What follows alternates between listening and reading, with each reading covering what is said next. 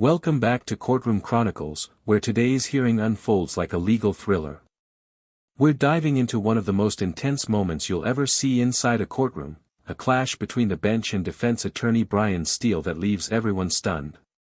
In this heated exchange, the judge demands to know how confidential information was obtained, information that was never meant to be heard outside chambers. But what starts as a procedural question quickly escalates into a high-stakes standoff about ethics, privilege, and professional conduct. You'll hear accusations of eavesdropping, talk of mistrial motions, and even a threat of contempt of court, all playing out in real time. You could have gotten him. So I'm going to ask you again. And I respect that. And it gives me no joy.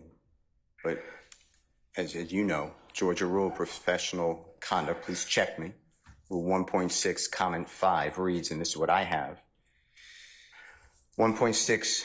I know what the rule says, but here's the thing. Well, let me just. You need to please tell me who you got it from. I'm not asking you sum and substance of anything as of yet, okay? But I need you to tell me how you got the information. If you don't tell me how you got the information, I'm going to hold you in contempt. I understand. I don't want to be held in contempt. And I don't want to hold you in contempt, but this is so sacrosanct to have a conversation in my chambers parroted to you and others. It is that serious. Yeah, and that's why I raise it. It is that serious that we... Okay, pause right there. What you're witnessing is a direct conflict between legal ethics and judicial authority. The judge is demanding to know how Attorney Steele got access to privileged information. But here's the kicker. Rule 1.6 of Georgia's Rules of Professional Conduct makes it illegal for an attorney to reveal confidential client details, even if ordered. So, Steele's caught in a legal vice: obey the judge and risk violating ethics, or refuse and face contempt of court. Talk about a lose-lose situation. How did you get this information? I understand the issue. I promise you I understand it. But what I'm trying to ask you is, if you look at comment 5, this is how I understand the law. You cannot you can't violate something and then use privilege, okay? I'm not violating anything. Okay, but that's why I'm saying, how did you get the information? But just listen to what I'm trying to tell you. You're saying, you're threatening me with contempt. The privilege in 1.6 would occur if you were in the right place, right time to begin with. You weren't. Let me tell you, I'm just reading from it. But if I'm reading it wrong, I'm not trying to. It says 1.6 applies not merely to matters communicated in confidence by the client, but also to all information gained in the professional relationship, whatever its source. So you're asking me to break, you're ordering me, maybe, you're asking me, I'm not saying you're ordering me, but to give you information, and you're saying it's not sum substance, but I'm telling you I can't do that under the bar rule. All right, well, I'm going to hold you in contempt. And you can think about it. 5 o'clock today, we'll see where you are at that stand on that point. Because no, that's not what I understand the rule to be. I've not asked you sum and substance of what was said. I asked you how you got it. You can't do that. Yes, you can, because I have an idea how you got it. Well, your idea. I have an idea how you got it, but that's improper, sir. Your idea may be wrong, and you're asking me to listen. I told you the first time. And I'm not going to breach that confidence. I don't want to hold you in contempt, but this is that serious. Judge, you cannot eavesdrop and get information that was not meant for you to hear at that particular point in time. Judge, listen, and listen, I'll do whatever you want. Notice what Steele is doing here. He's quoting comment 5 of Rule 1.6 word for word. That's not arrogance, that's legal armor. He's trying to build a record that he's acting under ethical compulsion, not defiance. But from the judge's point of view, this looks like obstruction. And in court, perception can be as powerful as precedent. Tell me how you got the information. I'm not asking you what was said. You've already kind of given us some snippets of what you said. That tells me that somebody parroted that information to you.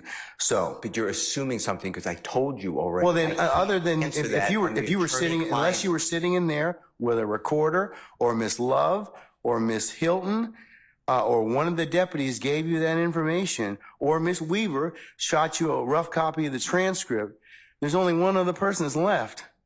Well, Your Honor. And if that person gave you that information or shared that information with you, she probably violated privilege. Well, let me tell you two things. One, I don't know how that is a privileged communication. It shouldn't have been. Well, it's because she has a client she's supposed to represent. Who are you talking about? But about? anyways, I'm not going to have a. When I got this information, I'm not going to have any further conversation with you about this. I want to know. The question still remains. I want to know who gave you the information? I'd like to know what information happened outside our presence. That's really it. He can go into custody at this point in time. I think that the court needs to again declare a mistrial based upon. Okay, and I'm going to deny your motion. I'm going to deny your motion. I understand that you spoke with a witness outside of our presence. And whenever, yes, I had an ex parte conversation, which is appropriate. And you influenced the witness. And there it is, the C word no attorney ever wants to hear, contempt. The judge gives Steele a deadline to reconsider. This is where courtroom drama turns psychological. Both men are asserting authority, neither willing to blink first. Imagine being in that room, tension thick, silence heavy, both sides knowing one wrong word could end a career or derail a case. That's for another day. But why? Okay, why that's for another day. In the first place, I didn't know about this stuff. That's for another day. So I raised it as soon as we found out about it. Well, I gave you the case I'm relying on. I assume you read it. If you didn't read it, you should read it. It's a material part, a critical part of the case. When a judge speaks with a witness outside the presence of the accused, the court has said it's right there in Division 2. Okay. That is a material or critical part of the case, and it's an automatic reversal. Mr. Steele. But you're acting like it's Mr. Steele, that is not that is not the case when somebody discloses information in a ex parte conversation that one of the parties lawfully asked me to hold. You're not supposed to have communication with a witness who's been sworn. You know that I'm not telling you. I'm just saying if you read I'm assuming you read it. That's what it says. And you did it. Does the state wish to be heard?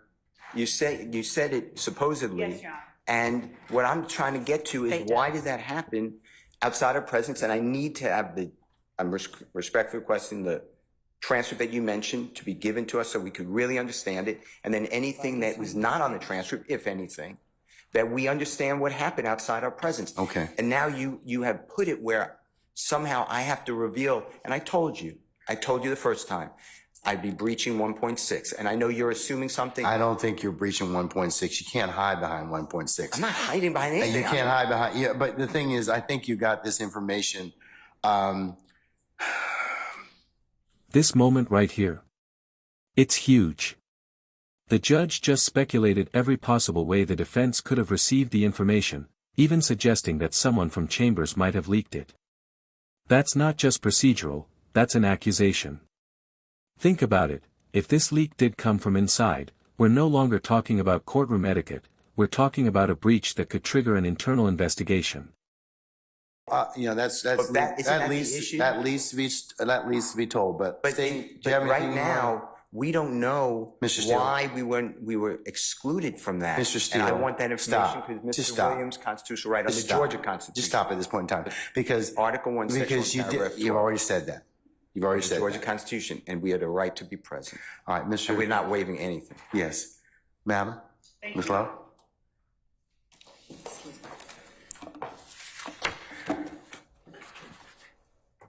And Your Honor, excuse me. And I know I said this previously. Yes, sir. But we are not accepting any proffer from Ms. Lowe. Okay, excuse me. Okay. All right. To the court.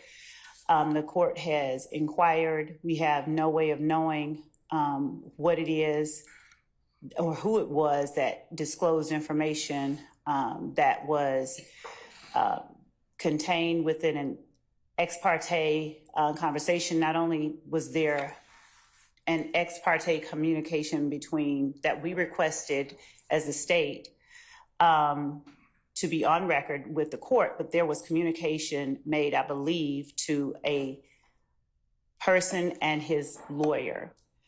I don't know that the reason that counsel took the podium was to address that particular issue so much as it was to try and assert. Now Steele fires back, calling for a mistrial, arguing that the judge's private conversation with a witness, outside defense presence, is a material part of the case. He's essentially saying, "Judge, your actions compromised this trial."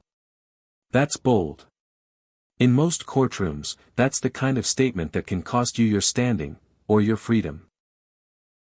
Did not have a right to be a part of, as this was a matter regarding a civil contempt that the court imposed upon a person for not obeying the court's directive. The state read the case that Mr. Steele cited. It does not stand for the proposition he asserts that it does. And regarding further legal support for our position, we would provide that to the court, but we are more concerned that information that is disclosed in an ex parte setting gets relayed to the parties who are not privy to that. The whole purpose of the ex parte request was so that that did not happen. And we expressed on the record our concerns and our reasons for concern regarding that. We believe that without more information about how that information got relayed to the defendants, we cannot make the kind of assertion I'd be inclined to make. So before making the next set of assertions, I would need to know how that information was made privy to them, to counsels for the defendant. We did not. The prosecution steps in to restore order, or at least to control the narrative. Listen closely, they're emphasizing that the ex parte meeting, a private discussion with the judge, was legal and properly recorded. But here's the subtle twist, they admit something did leak, and that's what's making the entire courtroom spiral. So the big question, who talked? We are extremely concerned. We have observed a number of actions on the parts of a number of people that I am not comfortable stating publicly at this time, but that would appear to call for being addressed in some other way. So as to Mr. Steele's request, I guess it was for a mistrial. I'm not even certain what all that was. I think it was probably more to make inaccurate assertions on the record public to whomever was within listening shot of his voice. And we would ask that the court strike everything that he said from the time he stood up and started talking after the court asked him where it was that he obtained the information that was made privy in counsel for this court. All right.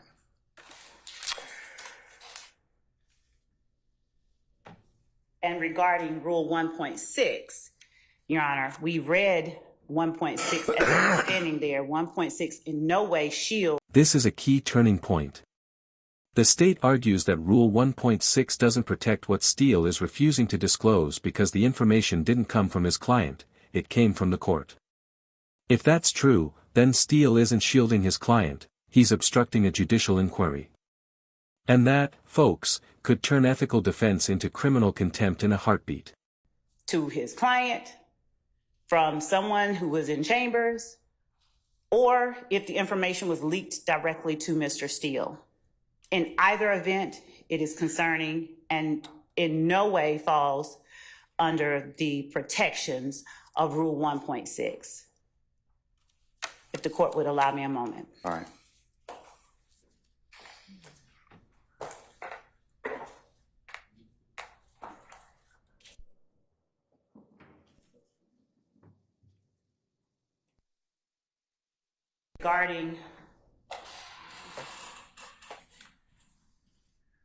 regarding further appropriate remedies, Your Honor, we would ask the court for an opportunity to further look into appropriate remedies for circumstances such as this, apart from what the court has already said, because it's grave enough when information is leaked from within the court's chambers regarding a matter that has been requested as ex parte, and we would ask for the opportunity to present to the court additional appropriate remedies that we believe are available. All right.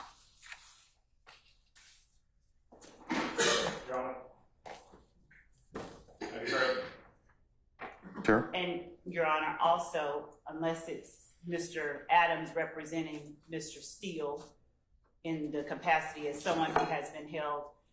Another defense attorney jumps in, and now the walls are closing in. Attorney Sharp confirms that the defense was left completely in the dark about a meeting between the judge, prosecutors, and a sworn witness. Sharp's argument: this was a critical stage of the trial, meaning the defendants had a constitutional right to be present.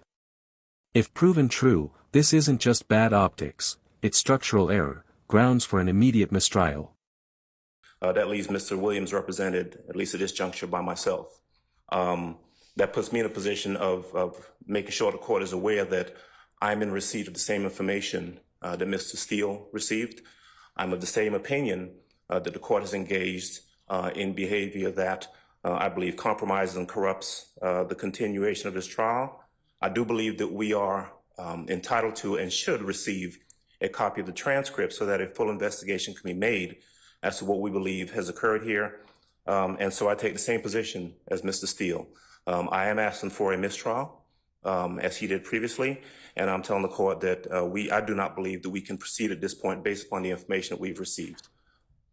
All right, sir. And frankly, I don't believe the state has any say in that. My statements are in regards to my representation of Mr. Williams, and if Mr. Steele is going to be held in contempt, I have exactly the same position. I also do not. Well, believe I asked him, so I didn't ask you. Yeah. So, but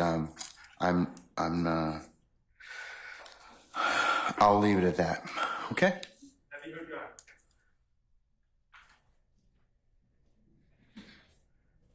What is it, Mr. Sharp? Thank you, Your Honor. As you know, I represent Shannon Stillwell. On behalf of Shannon Stillwell, I am going to be moving for a mistrial, first and foremost. I just want to clear up. The defense is drawing a line in the sand. They're not just protesting fairness, they're questioning the legitimacy of the entire trial. But look at how calm the judge remains when denying each motion. That calmness? That's experience, but also control. The message is clear: we're moving forward, whether you like it or not. Clearly, we figured something was going on. We were given no information about any meeting, who was meeting, what the meeting was about, or whether the meeting was ex parte or not ex parte, who requested the meeting, who was in the meeting. We were completely in the dark, and quite frankly, we kind of remain in the dark. I am not a false accuser, okay? I do not just willy-nilly accuse people of things. So, I'm not going to throw out spurious allegations like the ones that have been thrown at me over the past couple days that are absurd. But I will say, Your Honor, what I do know is, just based on what we've heard over the last 20 minutes, it appears there was a meeting that I knew nothing about that involved Your Honor, the district attorneys, and a witness who had been sworn in. My client was not given an opportunity to be present at this critical stage. This was a critical stage in this trial. That error is a foundational structural error in this case, and it is the cause for an immediate mistrial. Additionally, Your Honor, I believe that this meeting, again, I'm going to ask for the transcript, and I'm going to. And there it is, the boiling point. The judge officially orders Attorney Steele into custody. This is the moment every lawyer dreads, when courtroom debate turns into handcuffs. Think about the optics, a defense attorney being arrested in open court, during a live proceeding, for standing his ethical ground. It's rare. It's dramatic. And it's the kind of moment that sparks national debate about the balance between judicial power and legal ethics. Accurate final transcript for what occurred where none of the defendants or defense counsel were present for, and also the recordings of that meeting so we can see where we are. Again, I'm not going to sit up here and make false accusations or spurious allegations, but I do think we need to figure out what happened. We need to be in the know and not in the dark about what happened when a meeting occurs with a witness that has been sworn in, and we're not invited to the party. So those are my requests, Your Honor. I think it's necessary at this time to put a halt to these proceedings. I am moving for a mistrial. I have not waived anything. I just found out about this information. It is timely, and that's our stance, Your Honor. Thank you. I've noted your motion for mistrial. It's denied. Okay, are you same thing? You want the Harvey? Okay, all right. Okay, Mr. I'm adopting all of the statements. All right. Good afternoon, Your Honor. Carlton Matthews here on behalf of Mr. Mark Huey. Okay. We are also adopting all the arguments that have been made All right, sir. Steele, by Attorney Keith Adams, by Attorney Max Sharp, by Attorney Douglas Weinstein. We also, Your Honor, we were here at the appropriate time, and when the court did come out, we were not made aware that there had. The judge's tone here says it all. He sees this as a direct violation of the sanctity of chambers, a sacred space in court procedure. To him, Steele's refusal isn't bravery, it's defiance that undermines the justice system. And yet, to many watching, Steele's stance looks like moral courage, an attorney risking punishment to uphold his duty. Which side are you on? Was the judge right to press, or was Steele right to protect confidentiality? Drop your thoughts below. This debate is far from over. Some notice that there was something that was going on even beforehand. I thought that would have been the appropriate move, but nonetheless, Your Honor, I'm asking the court for a mistrial. I believe that it's appropriate here under these facts and circumstances. Thank you. All right, motion for mistrial denied. Ms. D. Williams? All right, thank you, madam. Motion's denied. Mr. Garner?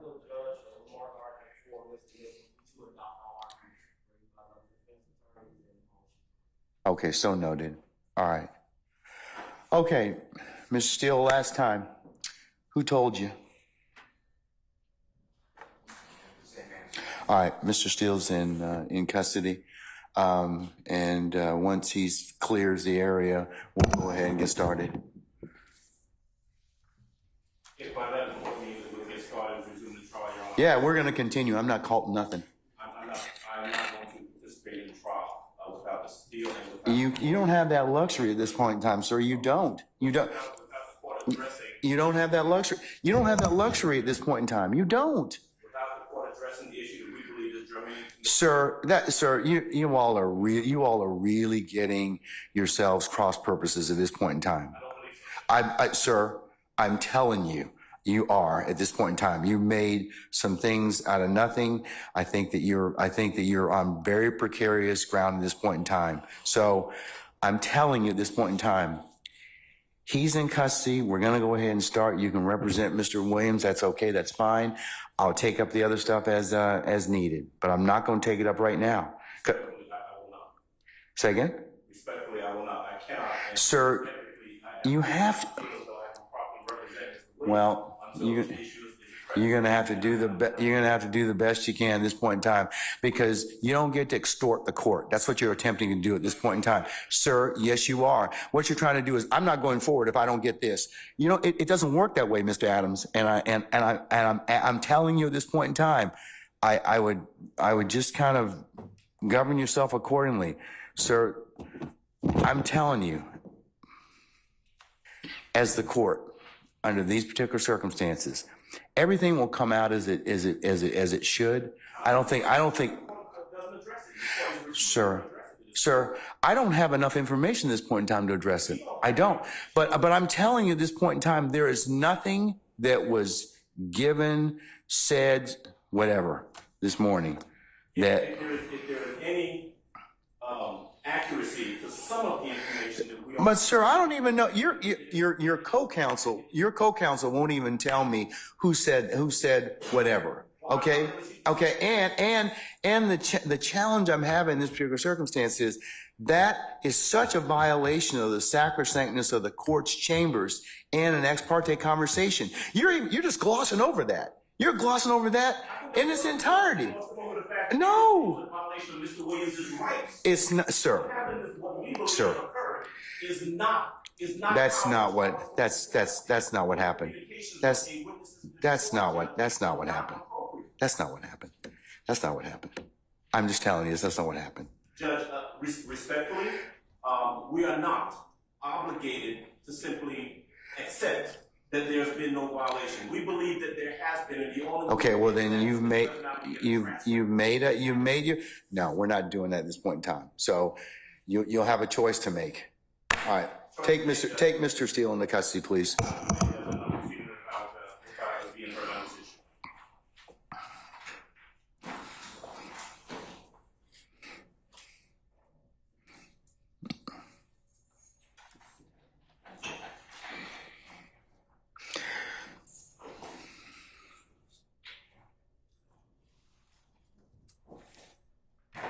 Your Honor, would the court afford me one moment to confer with counsel regarding the appropriate remedy in this type of situation? Okay, all right.